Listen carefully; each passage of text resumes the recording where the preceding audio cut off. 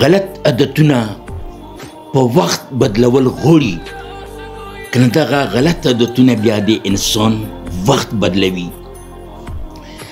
د ګلاب په شان ګلابه وروره یوه ورځ یوه سپي روټۍ په خولې کې نیولې روان ده په مخ کې ورته اوبه راغلې. په هغه اوبو چې کله تېرېده نو ده لا په هغو اوبو کې خپل عکس یعنې هغه خپل ځان په نظر راغی. نو ده په زړه کې سوچ وکړی چې کوم دا یو بل سپی ده او همدا هم په خولې کې ټیکاله نیولې روان ده. راشه د ده نه دا روټۍ واخله نو بیا په خپل ډک موړ شي. نو کله چې د سپي په ده باندې حمله وکړه نو د دندې خولې نه هغه خپله روټۍ وغورځېده.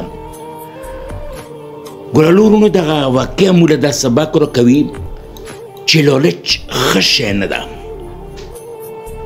څه چې په قسمت کې وي هغه به دې رسي، د قسمت نه زیاته نشي خوړی. د خپل ځان خیال ساتو. ډېره ډېره مهرباني.